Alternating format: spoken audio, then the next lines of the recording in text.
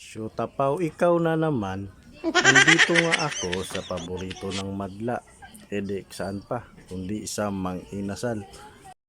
Nagtataka nga ako bakit ang daming tao. Samantalang Paskong Pasko naman. Shoota Pao, ikaw nga nandyan, sila pa kaya? Huwag ganon.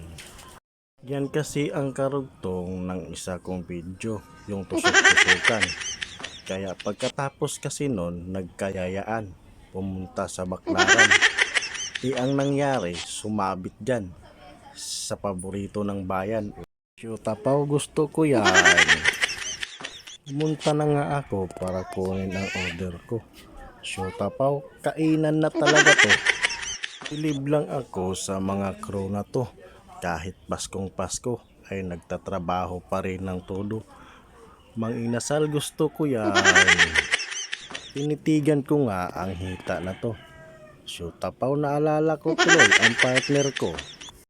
Paano ba naman kasi ang lalaki ng hita na to?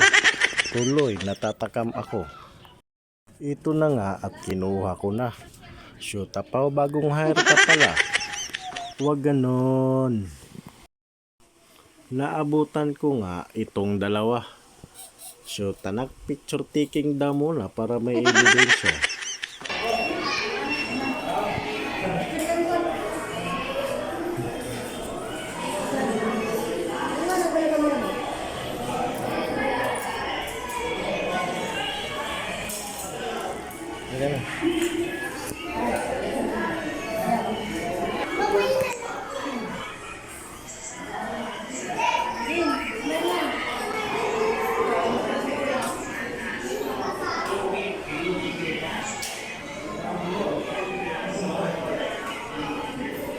Oh, kita nyo?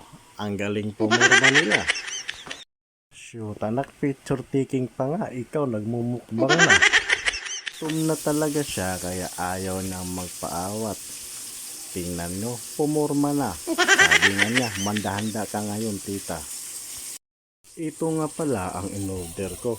Hindi PM1 or PM2. Shoota Pao, anong nakain mo?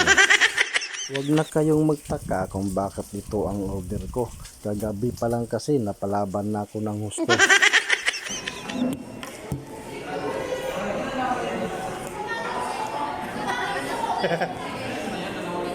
Halo-halo lang muna ako.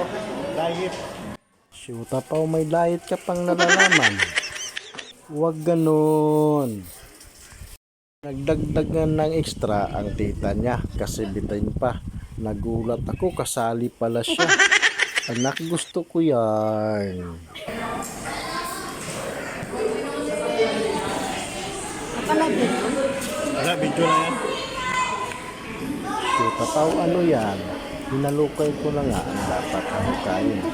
Baka halukain pa ng iba, mahirap na. So, bagay na mga kausap.